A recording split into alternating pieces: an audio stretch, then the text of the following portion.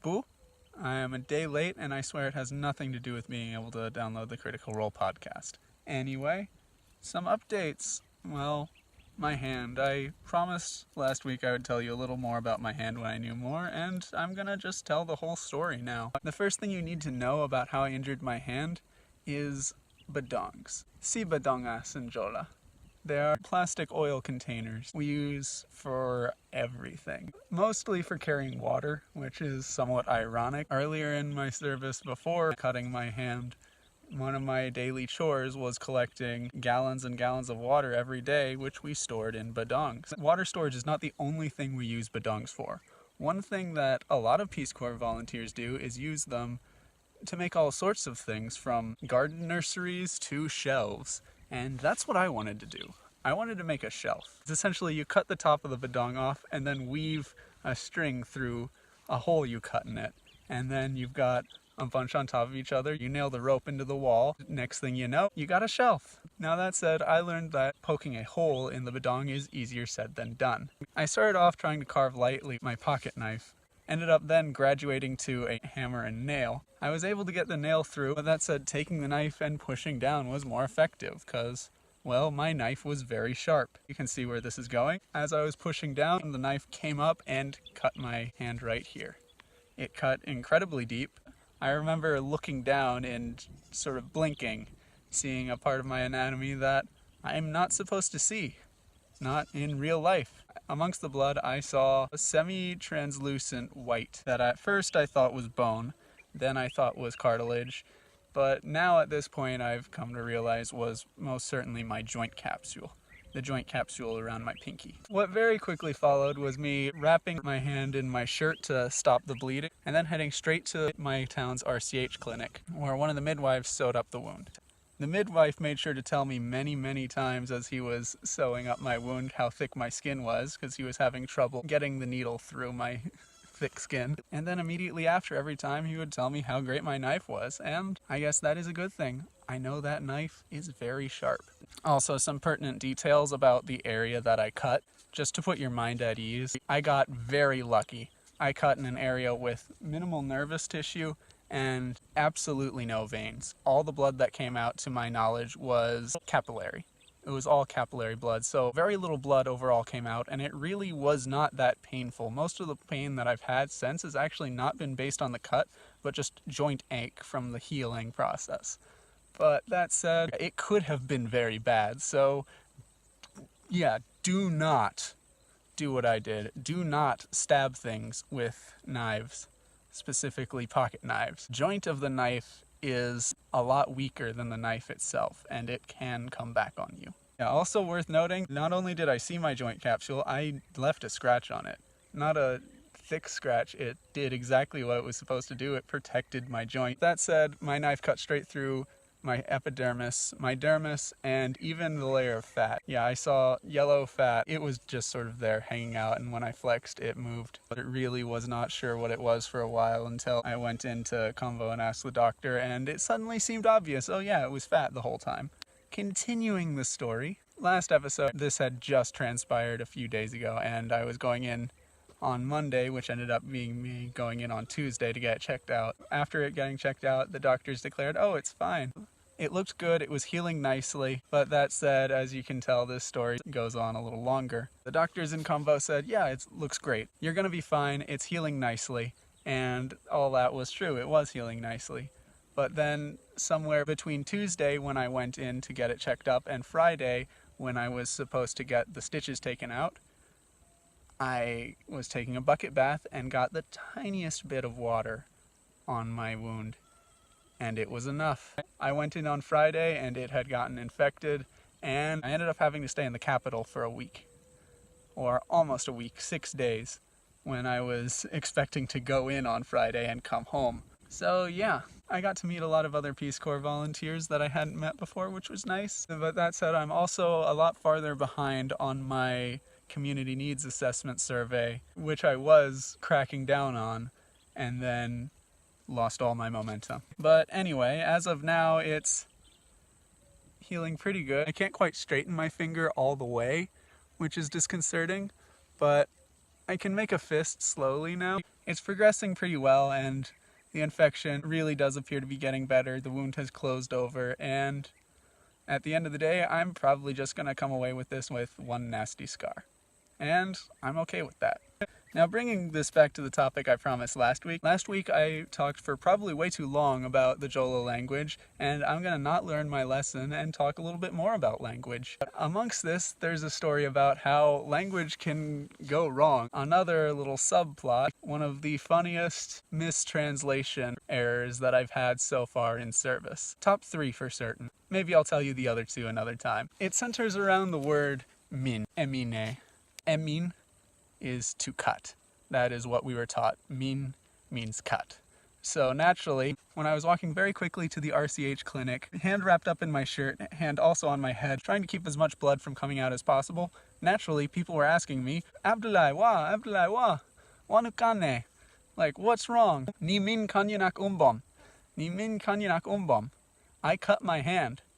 But that said, I later learned that min doesn't quite mean cut. A better translation for min, or emine, would be sever, or cut off. So I ended up walking around telling everybody in my village along the path from my house to the RCH clinic that I had cut my hand off. So now for something that is long overdue, the Jolas. A little bit of introduction about who they are as a people. Now, the first thing that is worth noting is that a lot is not known about their history. A lot is not known about them and who they have been as a people, what their culture was, for the simple reason that they traditionally did not keep history. They did not record their history. A lot of the tribes have what are called giriots, and I may be butchering that pronunciation because Jolas do not have giriots. The Mandinkas, the Wolofs, the Serhules, they all have caste systems, where different people are born into different castes, the highest being essentially nobles or kings, and the lowest being slaves. Traditionally, one of these castes was giriots, who were essentially bards, and their job was to keep the history, keep traditions alive, and tell everybody to come everything that there was to know.